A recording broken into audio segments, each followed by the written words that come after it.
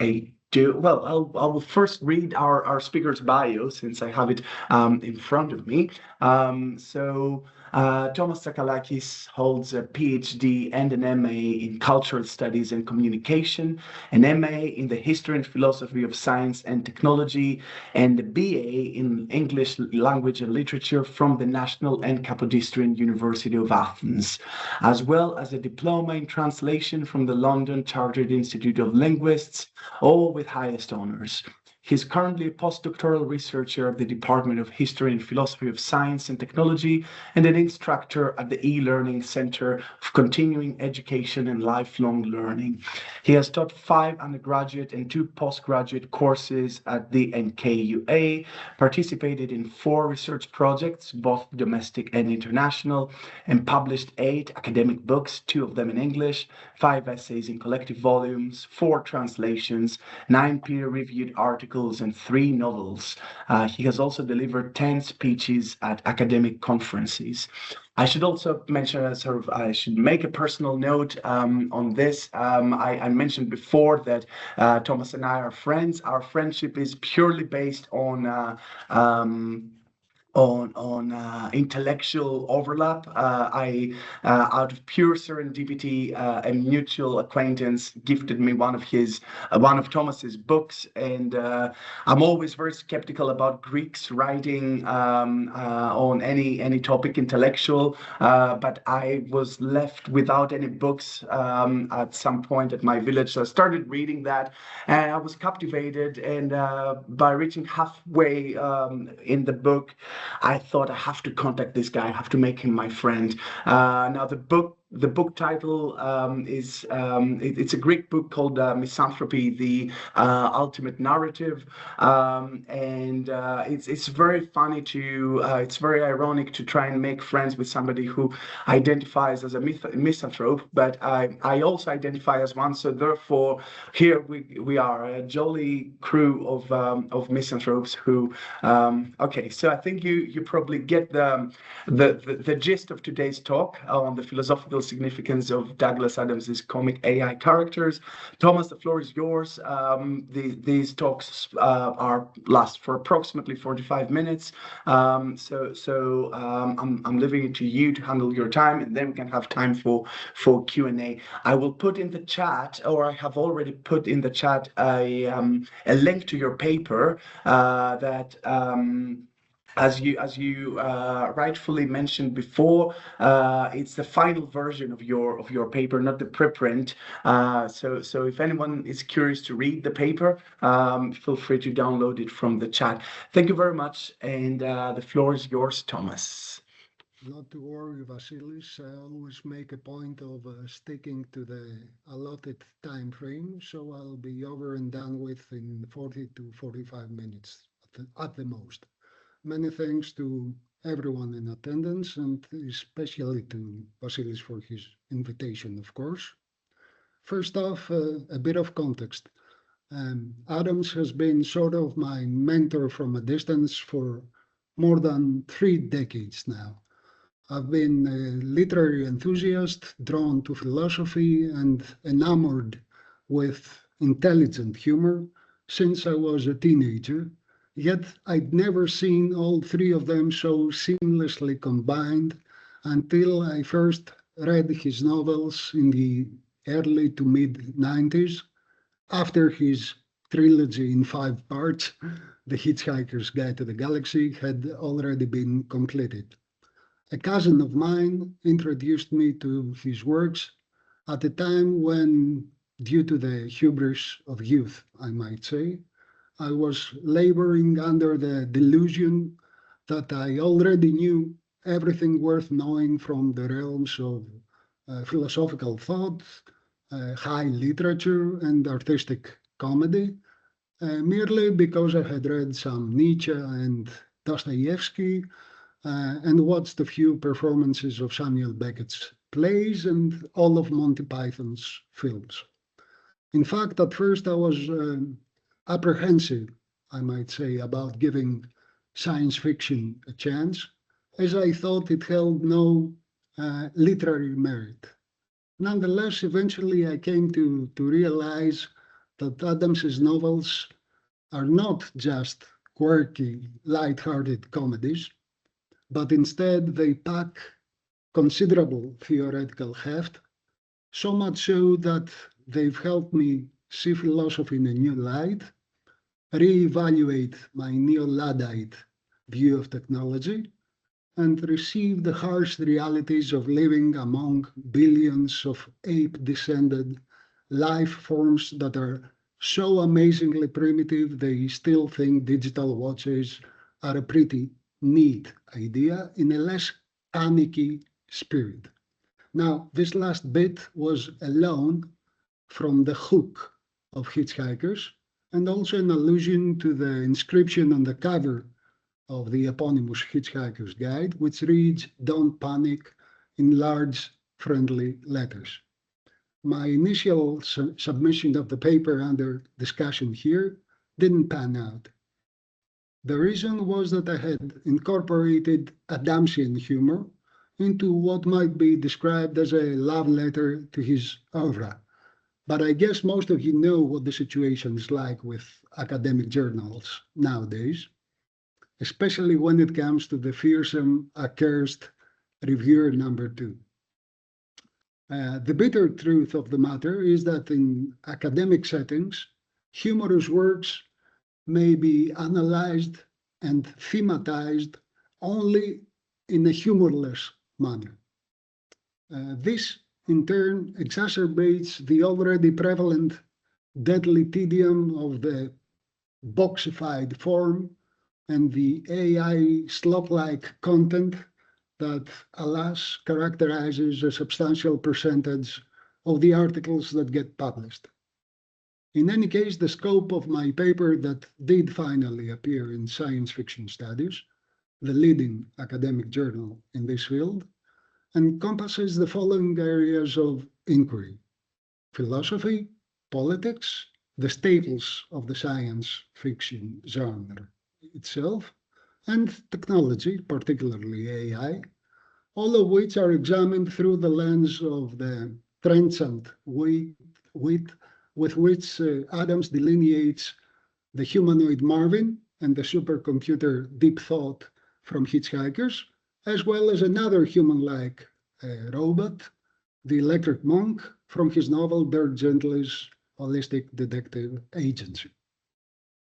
In the rough outline of my full-length article that follows, I'll definitely discuss the first 3, but I'll do my best to lay greater emphasis on the last one, which I suspect is what most of you would rather talk about. I'll be happy to hear your thoughts, as I'm currently preparing an extensive monograph on Douglas Adams, and any suggestions or insights that you'd like to share may prove useful for my project. My leading hypothesis is that Adams's humorous depiction of his AI characters serves as the epitome of an as yet non-existent antonym of comic relief, since it corresponds to assumptions usually found in misanthropic pessimism, and also that his inimitable comedic style constitutes an effective analytical tool whereby we may challenge some outworn ethical, epistemological, and ontological reflections on our species' allegedly intrinsic nobility and capacity for unimpeded progress, be it moral, technological, or sociocultural. Adams's texts parody not only certain philosophical antinomies, but also many of the trite formulas of traditional science fiction, thereby revitalizing both of them and rendering them more attuned to or relevant to a broad spectrum of present-day sociocultural concerns. The latter include, but are not limited to, of course, the semantic paradoxes that accompany roboethics and the hypothetical creation of moral AI agents, the pretenses of contemporary intellectuals who are focused exclusively on their own financial interests, and the detrimental effect the Anthropocene exerts upon our planet's ecosystems. Adams's work transcends the boundaries of time. By now, it's become classic. As a matter of fact, the musings of my and Adams's favorite character, Marvin, the AI-powered, affect-aware, existentially desolate humanoid, are now more relevant than ever. It might even be argued that at any given moment in the current zeitgeist, it's Marvin time, to paraphrase the viral marketing slogan of an American beer brand. Adams was a liminal literary figure who entered the science fiction scene at the transitional point between the fading British new wave of the 1970s and the emerging British boom of the 1980s, both of which tried to break with the conventions that had already led to the genre's exhaustion, one might say. Science fiction's form and content needed a more ironic framework. And indeed, irony and self-parody became the predominant characteristics of the British boom's revival of space opera, specifically, which was regarded as the least respected subgenre of science fiction. Early space operas highlighted the same over-the-top heroic masculinity regularly found in old Western films. While Hitchhikers exists in a universe all of its own, pun intended, formally it is a space opera. Nevertheless, it caustically mocks both the subgenre's structure and the pretentiousness of its themes. To illustrate, when Adams in Hitchhikers mentions the wild and glorious days of the former galactic empire, when men were real men, women were real women, and they all boldly split infinitives that no man had split before. End of quote. In just a few lines, he manages to simultaneously parody, split infinitive intended, both the phallogocentric tropes of cowboy movies and the famous narrated introduction of the archetypal space opera Star Trek, to boldly go where no man has gone before and all that. The strand of humor that is conducive to philosophical reflection is wit, intellectual humor. In fact, Adams himself believed that there's too much comedy these days.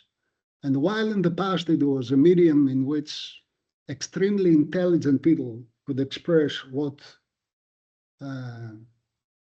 otherwise couldn't be expressed, we now see, these are Adams's words, that everybody is a comedian, even the weather girls and continuity announcers. We laugh at everything, not intelligently anymore, not with sudden shock, astonishment, or revelation, he wrote, just relentlessly and meaninglessly.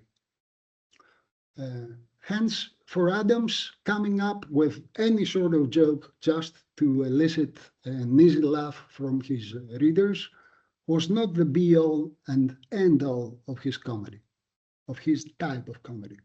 He wanted it to cause a cognitive shock which can only come from wit, whose domain is coextensive, by the way, with that of paradoxes, which in turn lie at the heart of the most prevalent theory of laughter, which is incongruity. Wit doesn't simply acknowledge that language and life are rife with self-contradictory propositions. It puts them to good use.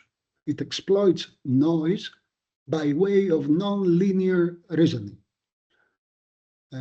Wit is a dramatic way of thinking that treats ideas not as mere symbols, but as characters who converse with one another on a stage, or in Adams's case, on page. From the 18th century on, wit started to express a characteristically ironic and largely agnostic attitude.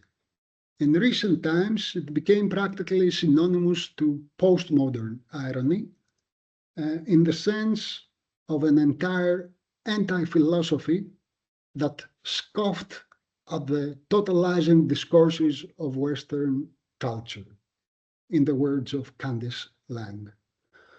A striking illustration of the aforementioned appears in an extract from Hitchhikers.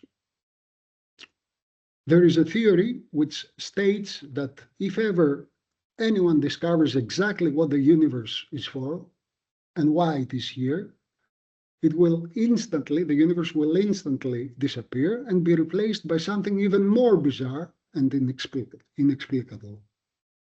There is another theory, however, which states that this has already happened. Now, if you think about it, this is a negative feedback loop. And this is precisely the kind of philosophical feedback loops that Adams adroitly derided in his works. This amusingly clever short extract, and lest we forget brevity is the soul of wit, may not be explicating the ontological ramifications of the frequently misunderstood Nietzschean doctrine of eternal recurrence, or of a space-time singularity, for instance, yet it most likely makes one smile, cogitate on the meaning of one's existence, and be filled with dread over the possibly deceptive and loopy, in both senses of the word, nature of reality all at once. Paradoxes and incongruent humor go against logical thought processes. Now, according to Adams, although logic is a wonderful thing, no doubt, evolution discovered that it has a few drawbacks. For example, anything that thinks logically can be fooled by something else that thinks at least as logically. This is a reference to an AI-driven robot that was supposedly programmed to believe it liked herring sandwiches, only to find itself trapped in a vicious circle. Why?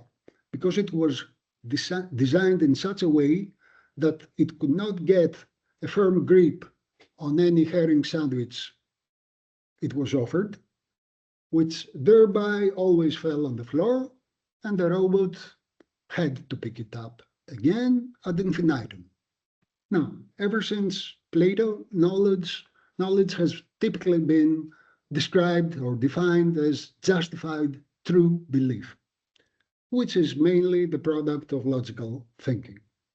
However, in Adams's literary universe, logic is nothing but a red herring, or rather a red herring sandwich. Intellectual humor undermines people's convenient and dogmatic certainties. It renegotiates the limits of meaning and truth, while reprocessing their form in a manner that leads to a new set of perhaps more probing questions, however disconcerting these may be.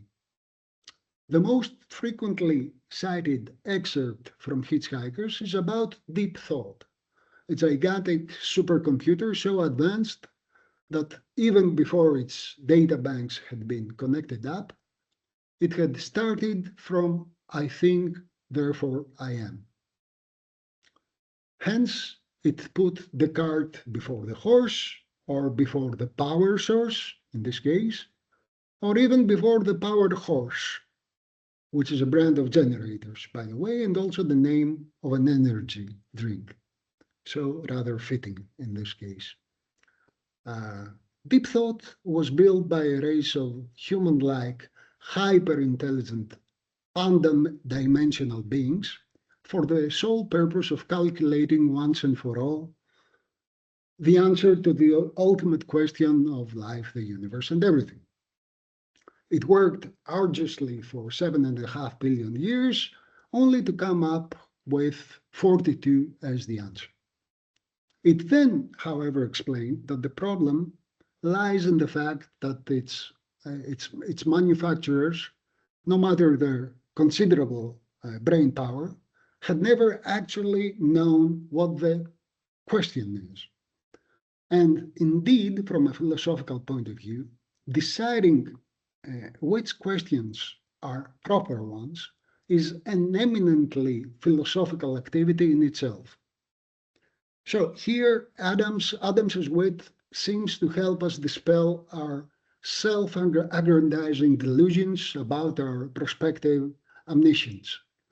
This type of humor does not furnish us, of course, with any definitive answers to age-old philosophical conundrums, yet it may suggest novel and insightful avenues of theoretical exploration.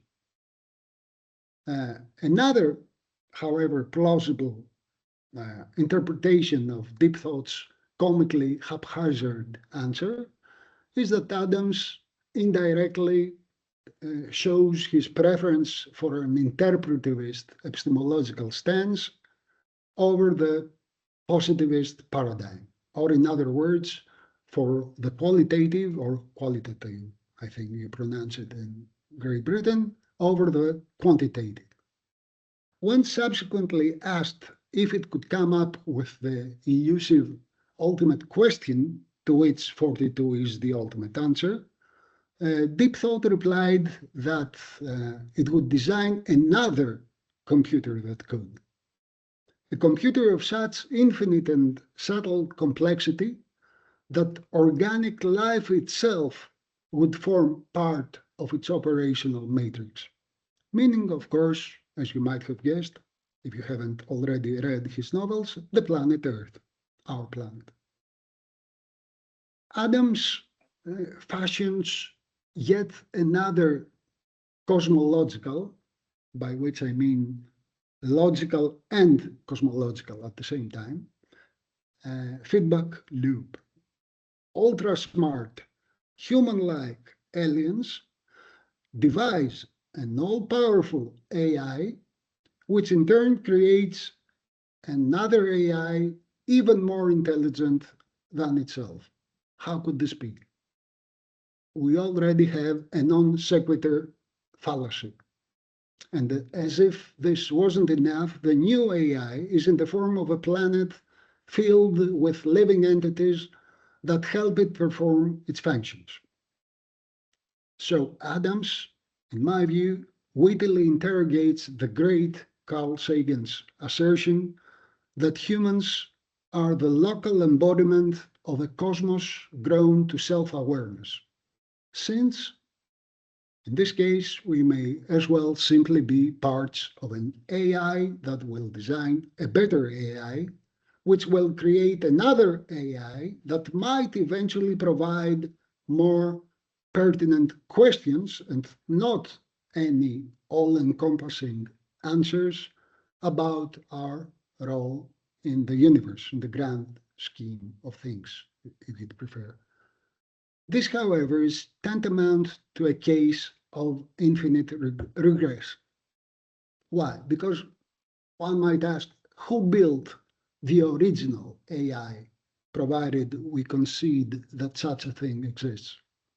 That set in motion, this original AI, set in motion the whole process of inventing ever more intelligent AIs.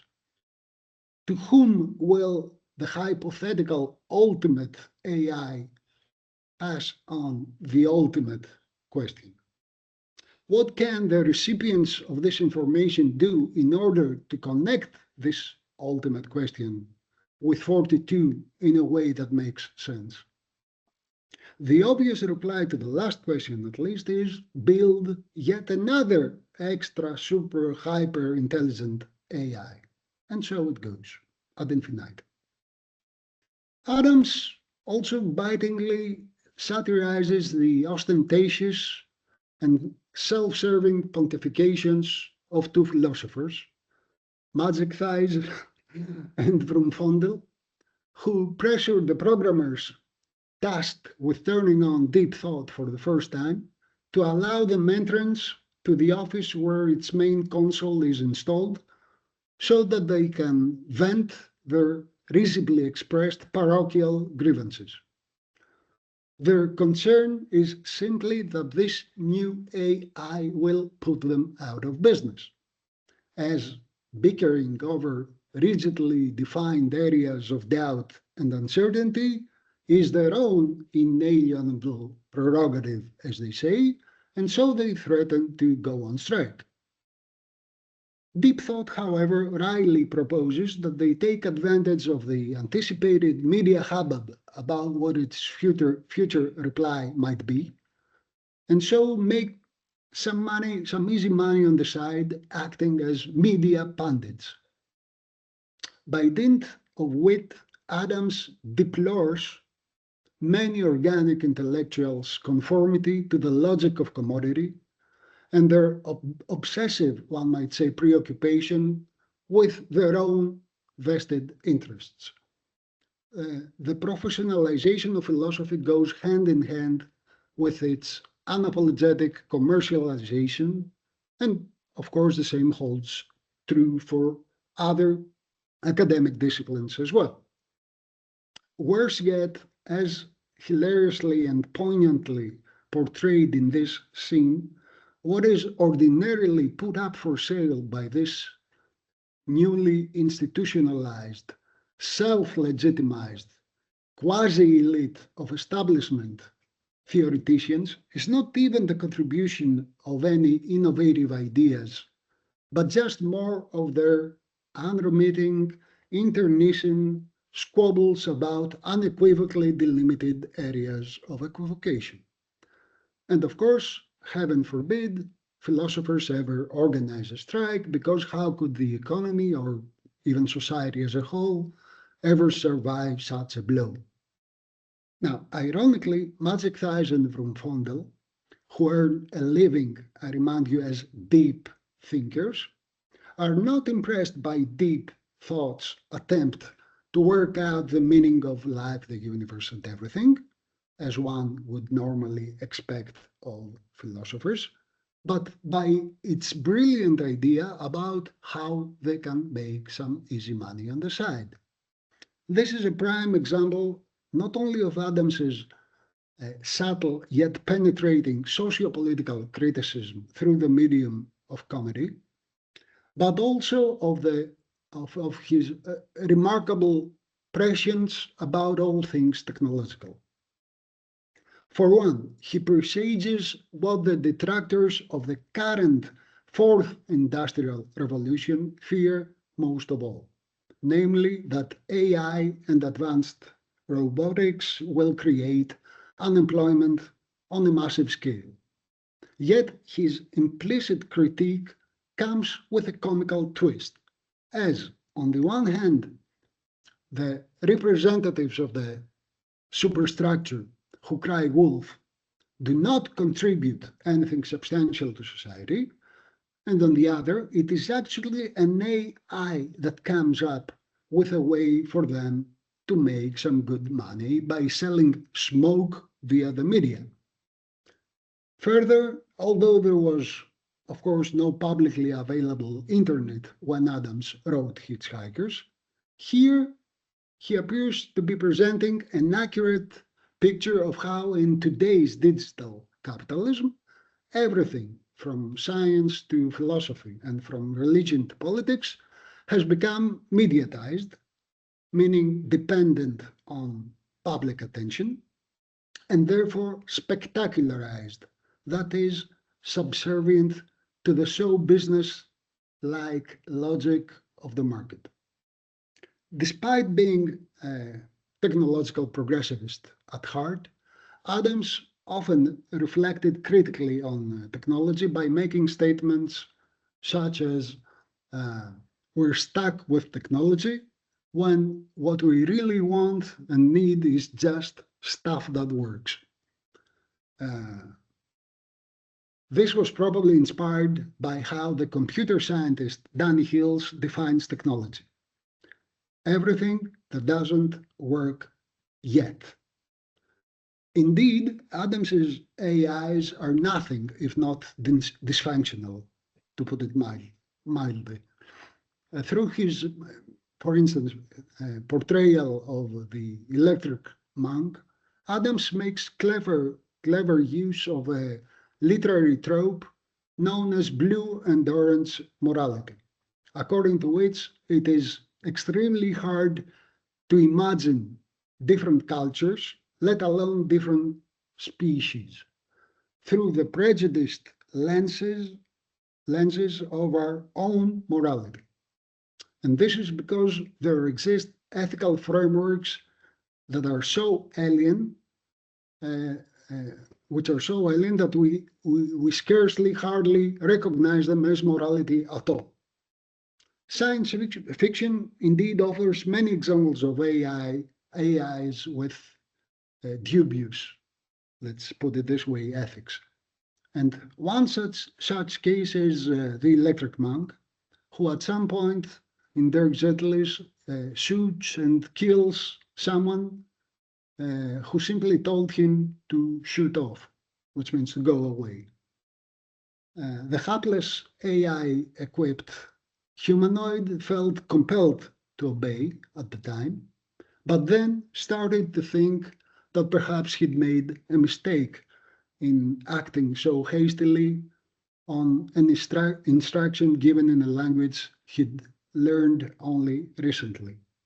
Now, it doesn't require a giant imaginative leap to interpret this as Adams's oblique and highly humorous critique of Asimov's functionalist, top-down, and deontological laws of robotics, which entail paradoxes that make them useless for roboethics in particular and moral philosophy in general, while their value as specifications for algorithms is highly debatable, at least, to say the least.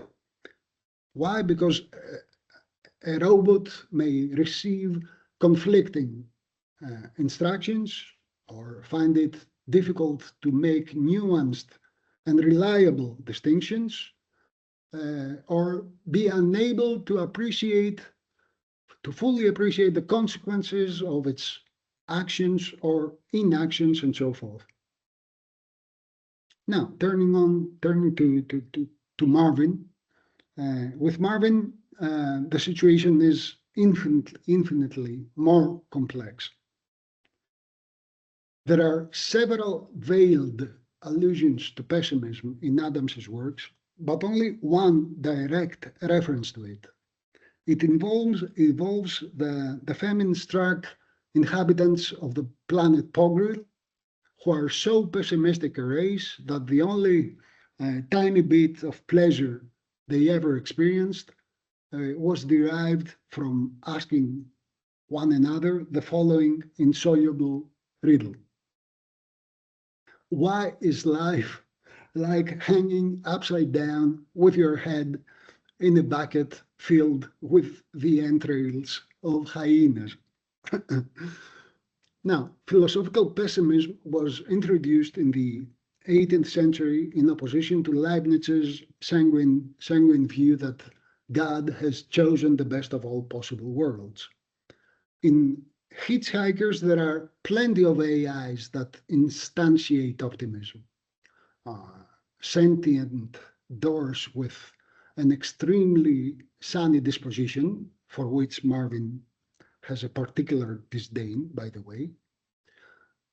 Eddie, the blithesome computer of the spacecraft Heart of Gold, which the saga's protagonists use to move through time and space. And Colin, the security robot, which is unfailingly jovial, and which at one point in the novels reports to its control panel that everything is for the best in this best of all possible worlds, thus quoting Leibniz's doctrine verbatim. Now, all AI-enabled devices in the pentalogy, in hitchhikers, are built with genuine people personalities, with Marvin actually being the prototype of this technology. Now, in my view, this offers a telling clue to how Adams uses AIs to relate allegorically to human affairs, while also having Marvin denouncing the darkness of said affairs. Marvin, who personifies pessimism in the novels, the only one who does not even bother, unlike the pogrills, to come up with similes that illustrate how abominable life is to him, but restricts himself to repeating the famous phrase, life, don't talk to me about life. Along with a couple of others, you either loathe or ignore life, you can't like it, and also you could fit my capacity for happiness into a matchbox without taking out the matches first. All these doleful remarks made by Marvin call to mind many of the aphorisms formulated by Schopenhauer, one of the exemplars of philosophical pessimism, such as life is simply a task that has to be carried out. Or another one, in reality, we are something that ought not to be, and therefore we cease to be when we die. Yet Marvin's variant of pessimism is neither metaphysical, such as Schopenhauer's, nor romantic, let's say, like that of Rousseau's, for instance. It is a misanthropic pessimism that arises from his dealings with humans. For instance, although he has a brain the size of a planet, as he constantly points out, which means that he's the physical manifestation, you might say, of artificial superintelligence, all the other characters in the novels, treat him as a lowly footman, constantly charging him with trivial tasks, such as escorting someone to the bridge of a spacecraft, or picking up a piece of paper. Hitchhikers leaves no room for doubt. Marvin detests humans. Thus, Adams's anti-anthropocentric satire subverts science fiction's norms by reframing Masahiro Mori's conception of uncanniness, given that it is a robot that experiences an eerie sensation of mistrust and revulsion toward humans, and not the other way around. Marvin doesn't suffer foolish, stupid people gladly, and he wouldn't mind to see them suffer, which is a concise definition of misanthropy. What's interesting, though, is that he is filled with loathing for all beings, organic or not, whether it be animals, aliens, humans, of course, other AI-enabled equipped robots, and even himself. There is a scene in which Zaphod Beeblebrox, a self-absorbed character who constantly belittles Marvin, shows an uncharacteristic for him interest in how Marvin is doing, only to receive the following response. Oh, fine, if you happen to like being me, which personally I don't. The idea for the pessimistic Marvin is said to have numerous different sources, ranging from one of Adams's morose friends to the pessimistic and wry-witted Jaques from William Shakespeare's As You Like It. However, in one of his interviews, Adams admitted that in large measure, at least, it was his own gloomy disposition that formed the basis for this character. In a book he co-authored with conservationist Mark Cowardin about endangered animals, Adams astutely observed that humans, who are almost unique among species in having the ability to learn from the experience of others, are also remarkable for their apparent disinclination to do so. Adams, who was a patron of the Dian Fossey Gorilla Fund and of Save the Rhino International, seemed to love animals significantly more than he did people. At one point in Hitchhikers, he doesn't shy from positing that one of the many major problems with governing people is that of whom you get to do it, or rather, of who manages to get people to let them do it to them. All in all, he summarizes, people are a problem. Hell is other people. Now, as I've already mentioned, there's no antonym for the term comic relief, which means a provisional release of tension in a dramatic work by means of interposing an amusing element into it. If there was one, Marvin would constitute a paradigmatic encapsulation of it. His antics and apophthegms heighten nihilistic despondency, yet they do so in a darkly humorous manner. Adams did not employ wit to dispel existential angst. If anything, it is the obverse.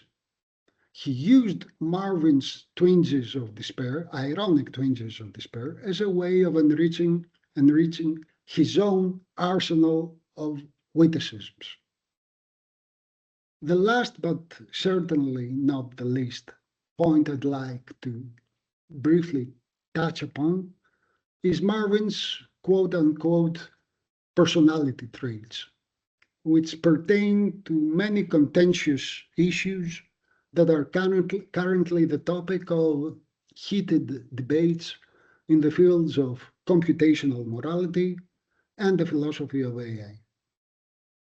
The way Marvin is portrayed confounds the expectations both science fiction and technoscience communication have given us about AI. Typically, AI-powered robots in science fiction are framed either as pernicious entities that utterly lack any emotions, thus posing a potential threat to us, to humans, or as uncannily cheerful. Nonetheless, Marvin is neither a sinister humanoid devoid of personality, nor a creepily buoyant one. The concept of moral and metaphysical personhood is admittedly rather disputatious. The reason being that the various thinkers have widely divergent opinions on which critical properties, biological, cognitive, moral, social, legal, or other, should serve as the main or the sole criteria in order for an entity to be acknowledged as a person, in the sense that it has an ethical right to life. That's what a person is. That's what distinguishes it from the terms organism, individual, or whatever, what have you. Nevertheless, some commonly agreed upon minimum required conditions, sufficient or necessary or both, do exist. Namely, self-awareness, agency, which means that an entity is not only capable of making ethical judgments about the rightness or wrongness of its actions, but it is also suitable for being morally judged as regards the motives behind these actions. So we have self-awareness, agency, consciousness, rationality, and sentience. That is the ability to have emotions and to experience pleasure and pain. Uncharacteristically for science fiction, Marvin possesses all the aforementioned. And on top of that, Marvin also has what is known as a theory of mind. To wit, the capacity to understand that other beings have mental attributes as well, and to relate to their sense of self. Therefore, the reason Marvin is perpetually dejected might be the fact that he runs the gamut of all human properties and qualities, including the feeling of bitter disappointment at being treated as a tool or a servant and not as a person by everyone around him. I repeat, an AI-powered robot feels disappointment at being treated as a tool. Now, while Adams, of course, and unfortunately, didn't live long enough to see the emergence of physical AI technologies, say. And although nowhere in his works does he spell out how he stands on the ontological, moral, and epistemological implications of advanced robotics, it is my contention that his comic AI characters can still offer us plenty of food for thought in this regard. Maybe not any clear-cut answers, but definitely some novel, pointed, and challenging and probing questions, just like deep thought. Now, there are many here among you, or at least a few, who I'm quite certain will have interesting remarks to make on these issues, especially given that the world's current state of affairs, in my opinion, strongly resembles a dismally failed post-Adamsian joke made by a generative AI gone awry. Thank you cordially for your undivided attention. Thank you. Thank you, Thomas, for such a